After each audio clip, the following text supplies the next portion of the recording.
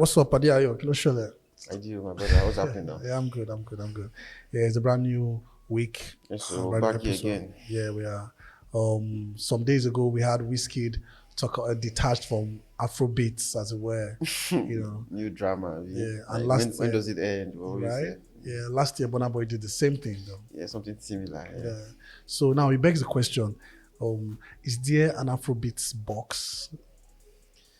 Well, I mean that's a good way to start it. Since the whole conversation starts from artists being restricted by the Afrobeat tag, and that Afrobeat tag placing them in the box. So we have to like ask the question: is there an Afrobeat box? So there's a movement, there's an identity, there's a representation. That is Afrobeat. I wouldn't call it a box. I wouldn't call it a box in the way they are painting it as a restrictive, four-pillar box that they cannot get out of. No, that's not what it is. But it is a movement, it's a representation, it's a concept, and it is a type of music that qualifies the mainstream pop music coming out of West Africa with sonic roots in Ghana and Nigeria. So Afrobeat can be anything. That's the beauty of Afrobeat. It can be anything. It can be hip hop, pop, R&B, drill, whatever you take, whatever genre you take, and you add African markers in terms of the Afrobeat markers. That's the melodies, the percussive arrangements, that's drums, the language. It becomes Afrobeat, right? So you can take anything and make it Afrobeat. And you know what's special about Afrobeat? What I find most fascinating about Afrobeat, and why this conversation is always just really tiring, and because there's no level of education to it, is because Afrobeat is a one of its kind genre. Now, every other genre, right? It's kind of maybe a bit easy to place, like R&B, like not Afro R&B now, anything, just call like plain R&B music, right? You can tell it is R&B music, from the melodic sequence to the production, to the delivery, you can tell this R&B. Same thing with hip hop now, for example. You can tell this is hip hop. The rhythmic delivery, the rhyme scheme, the production, the lack of, the way it is paced, everything. You can tell this is hip hop. Same thing with country music. Same thing with soul. Everything you can tell. You can identify the most compounding and the most essential elements of that song and use it to tell the genre. Afrobeat is one of the, maybe as far as I know, the only type of music that takes different things, that fuses different things together and can be many things at once. You understand? That can be many things at once. Like a song can be R&B, can be Afrobeat, all at once, and you cannot see, oh, it's just it's just R&B. A song can be R&B, it can be pop, it can be Afrobeat. Take for example a song like Ira Star's R&B, right? Rhythm and blues. Now, so that's a song that has like a pop progression. That's Afrobeat Lamba in terms of the percussive arrangement and in terms of the language. She fuses pidgin with English. It also has a bit of R&B melodies to it, right? So now you cannot say it is solely an R&B song. You cannot say it is solely a pop song, right? So you see, it's a fusion of sound, and that is what Afrobeat is all about, right? So yeah, so Afrobeat is a representation, it's a concept. It's not, I wouldn't call it a box, but yeah. So Afrobeat is a convenient term used to describe the pop music coming out of West Africa with sonic roots in Ghana, Nigeria, and that term Afrobeat made it possible for Nigerian pop music, West African pop music to scale internationally, through the drive of the artists, the quality of the music, and also the support of the Nigerian diaspora. We're able to take this music from here, there, and also solidify it there. Afrobeat tag it created a codification of the mainstream pop music coming out of West Africa. It becomes like, okay, this is Afrobeat, like this big star, you're making Afrobeat. That big star, you're making Afrobeat. Instead of this one is making this, that one is making that. Just like different kind of names to it. It created a codification. It created a movement that could easily propel the sound, and that's how we were able to steadily grow to the point where we have Afrobeat charts in the UK, in the US, where we have Afrobeat categories in American awards.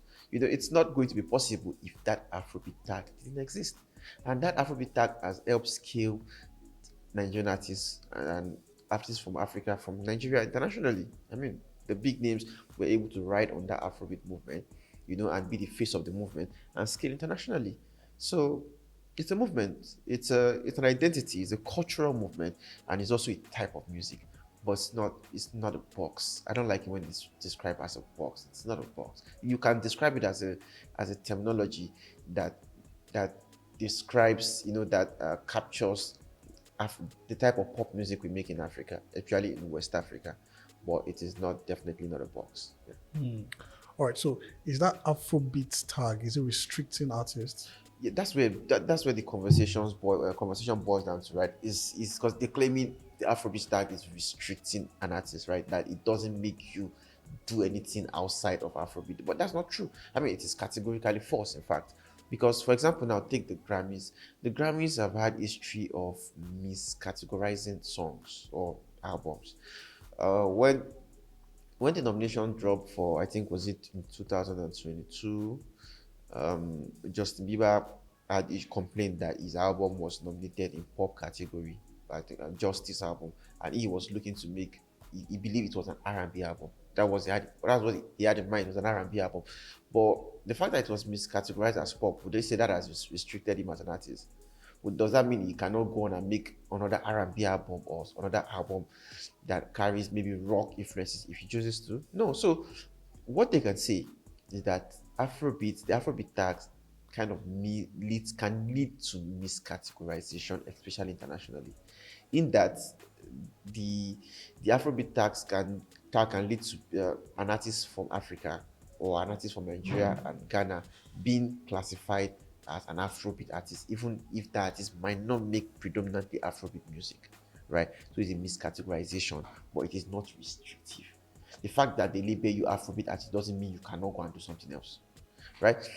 So, and even if you look at this artist, some of these artists complaining that they've been labeled Afrobeat artists and it is restrictive, the, the, the biggest part of their music, like a large part of their discography, is Afrobeat. It's what passes and we can classify for Afrobeat. It passes as Afrobeat, a fusion of different genres, right? Even though when they explore different sounds, when you go explore R&B, you explore dancehall, you explore EDM, you still do it from an Afrobeat perspective. You still add that significant Afrobeat markers.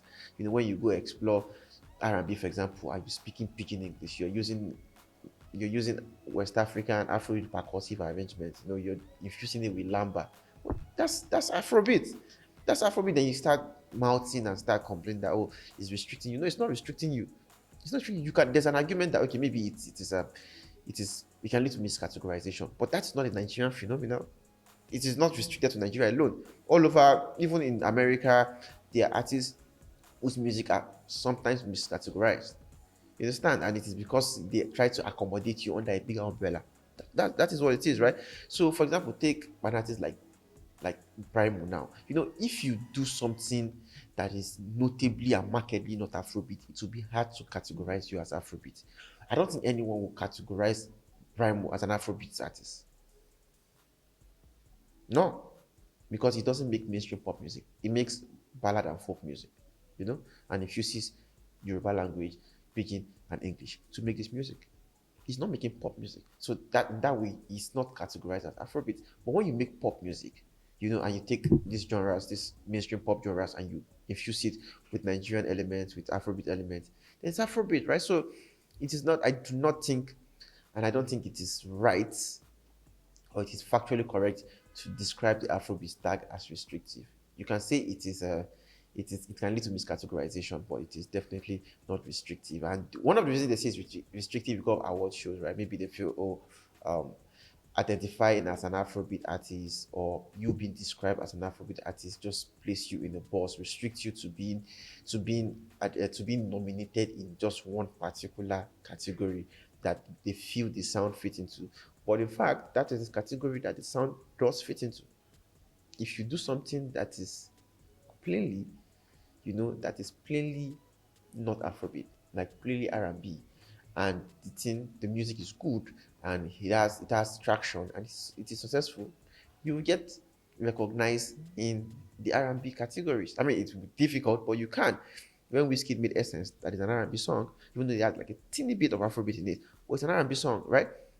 He got nominations in R&B category. In fact, he won an R&B category, I think, at the BETs, right? And you would wonder, like, when when you were on top with Essence, when you were scoring a global hit with Essence, which is in fact an R&B song, that might have been the best time to say, okay, I'm not an Afrobeat artist. But you rode the Afrobeat wave. It was convenient for you. You were the face of the movement then. You rode the wave, right?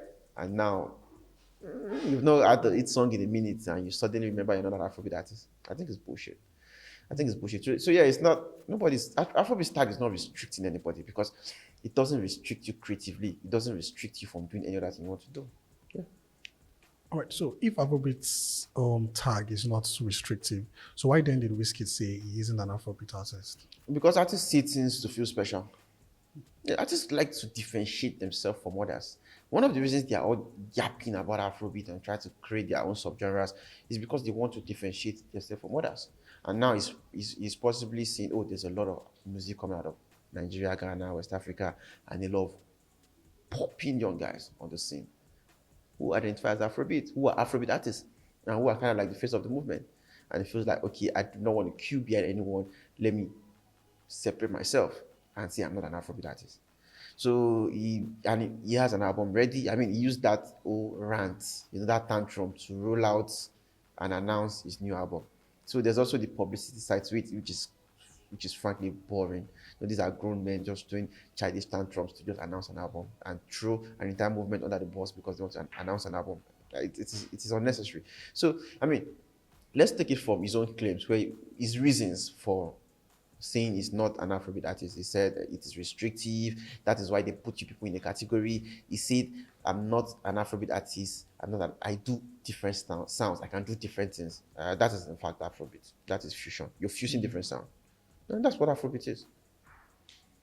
Made in Lagos, while it is an album that explores R&B, the pacing, the melodies, they're they're predominantly, molded in R&B formats. The structure is R&B, but the essence, the soul of the album, what brings it together, what ties it together is Afrobeat.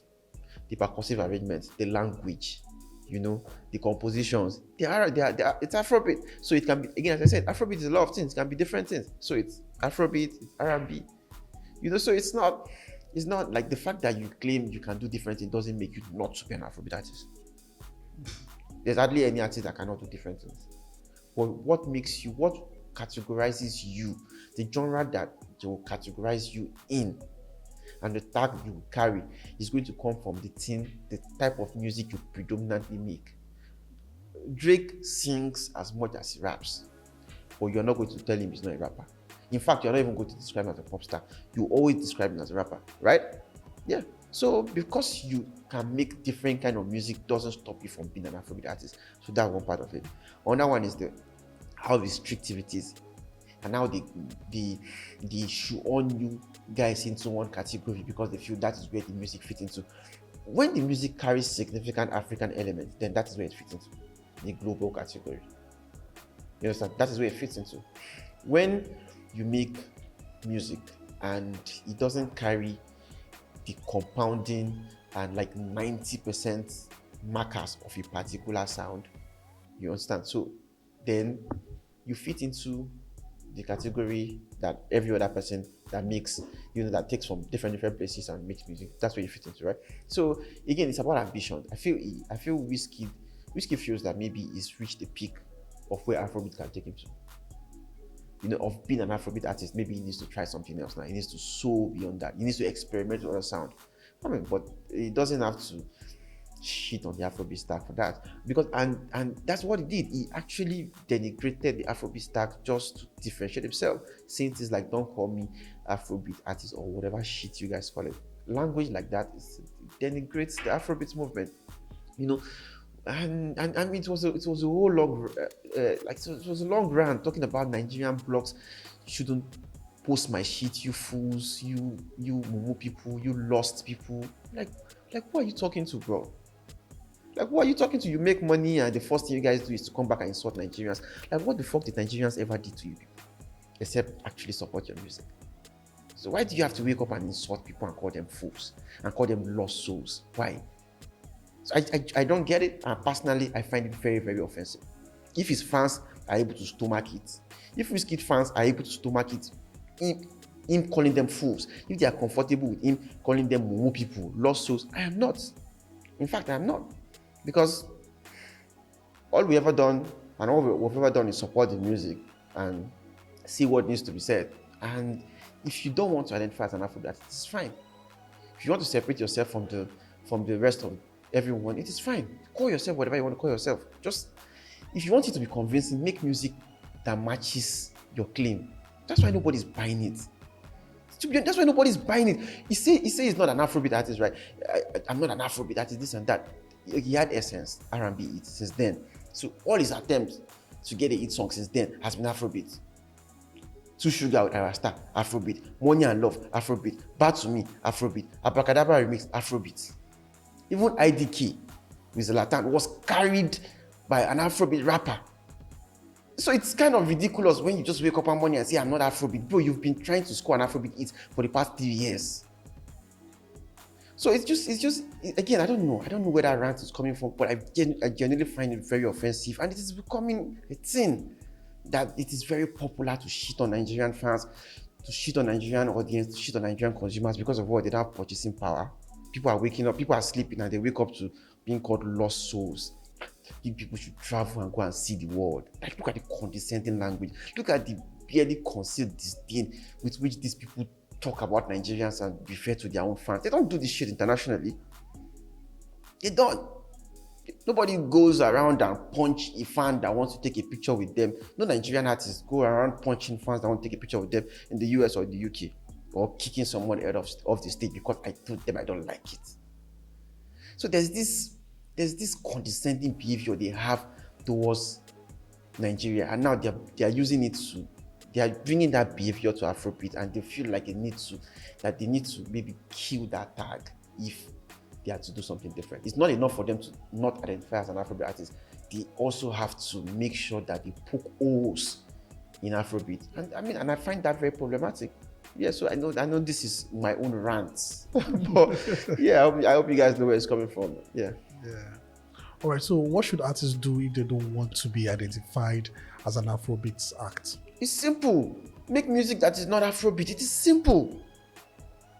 Make music that is not Afrobeat. The blueprint is there. That's why I don't understand Wizkid's rant. You have made an R&B record in Essence that was recognized as an R&B song. Got nominations in R&B categories at the American Music Award. Got nominations in the R&B category of the BET, and in fact, I think we won that category. You understand? Mm-hmm. Because you didn't get a nomination in the R&B category of the Grammys, and you were restricted to the global categories, doesn't necessarily make Afrobeat the problem and the Afrobeat tag the problem that you didn't get that nomination. So the blueprint again is there. Make music that doesn't carry R&B markers, that doesn't carry Afrobeat markers, and when you make that music, it can be seen to be truly not be Afrobeat. Burna Boy made history when he got the nomination outside the global category, when he got nomination of Best Melodic Rap Performance for Sitting on Top of the World featuring 21 Savage. You know why? Because he made an hip-hop song. A song that is plainly hip-hop, carries plain, undiluted hip-hop essence. You know, that you cannot confuse as Afrobeat, or that you cannot say, okay, this is hip-hop domesticated. You know, this is not him rapping over my piano beats. You understand? Or over African Afrobeat percussive arrangements, using melody, using lamba. He actually did hip-hop the way hip-hop should be done, and that makes it easily identifiable as hip-hop without like infusing the pop elements into it, right? And he got the nomination. That is what you do. I mean, he got the nomination because he made a song that was clearly hip-hop. It's clearly identifiable as hip-hop, and it's not, and there's no way to conflate the song as R&B. So if you don't want to identify as an R&B, as an Afrobeat artist, it is not enough to say you are not an Afrobeat artist. I'm sorry, it is not. You have to make music that is not Afrobeat. And when you go make music and you borrow from different parts of the world, right? You borrow from, say, maybe India now, and you take that Indian bounce, right? That their drum pattern, right? And you take it and you now start using Afrobeat melody sequence on it, you start using lamba and everything, you are making Afrobeat because it's a fusion of sound. So don't claim anybody's confused or anybody's tagging you an Afrobeat artist when in fact you're making Afrobeat, right? So you have to make music that is not Afrobeat and be consistent with it. So it's that simple. If you don't want to identify as an Afrobeat artist, make music that is notably not Afrobeat. Don't be borrowing from Afrobeat and be using Afrobeat and at the same time be crying that you are being called an Afrobeat artist. And also maybe also aside making music that's not Afrobeat, also time your music. A lot of people are doing it, even though it is kind of silly and it is not believable. Like, let's say I'm a this, I'm a that, right? I'm an R&B artist, I'm a pop artist, I'm a soul artist. Say it.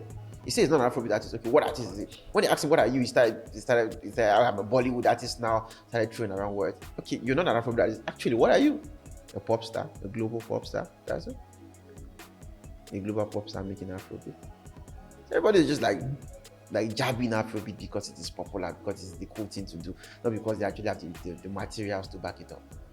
I mean, Burna Boy says make Afrofusion. He's right, he makes Afrofusion. Only that Afrofusion is Afrobeat, right? But he chooses to call it Afrofusion, and it's fine. There's no need for anyone to fight him with that. It's fine. And now, take for example his album, I told you album, right? He explores hip hop to a large degree on the album, but it is not an hip hop album. Perhaps if it was an hip hop album that like 90% hip hop and just a tiny bit of Afrobeat here and there, right? It might have gotten nominations in hip hop categories in the Grammys, but I think it did get hip hop a lot of nominations at the BET Hip Hop Award. Like a lot of nominations because they still feel the palpable, hip hop essence on the album, even though he had Afrobeat songs like They Play, Giza, On Form. You understand? But he still had because they could still feel that, he chose to take an hip hop route on a good part of the album, trying to get Wu-Tang Clan, working with Wu-Tang Clan, working with J. Cole, Dave, rapping on 21 Savage, rapping on a lot of songs on the album. So it carries like a bit of hip hop identity, but you cannot call it an hip hop album.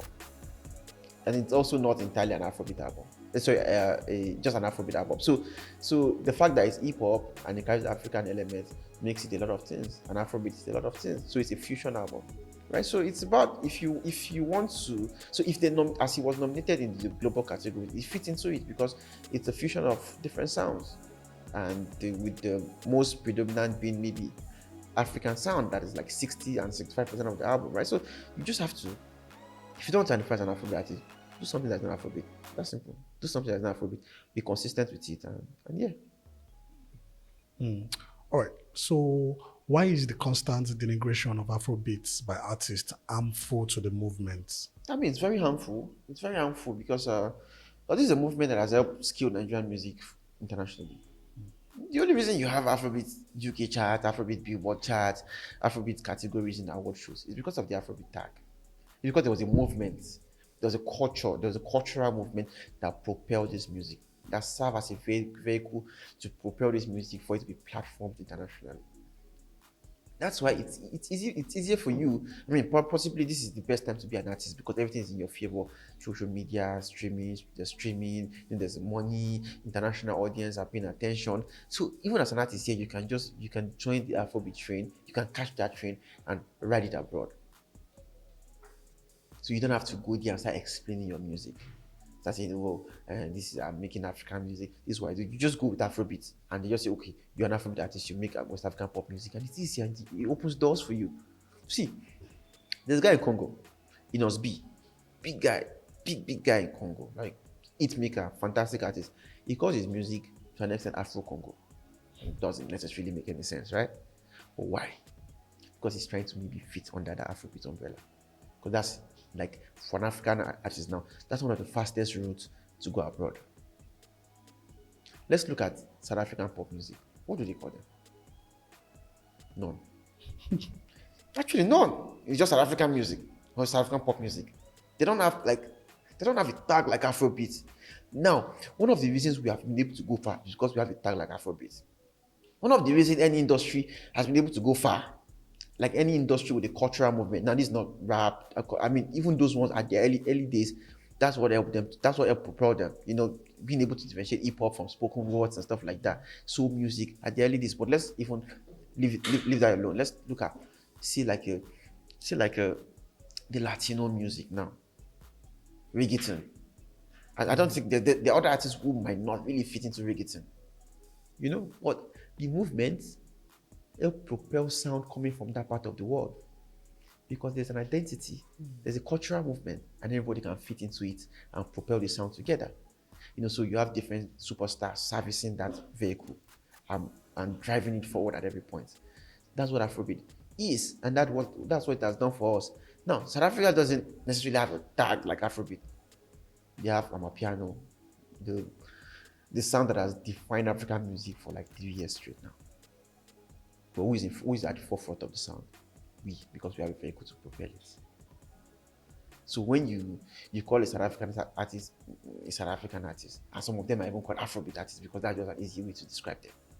The umbrella is being enlarged the term is being enlarged to accommodate other artists.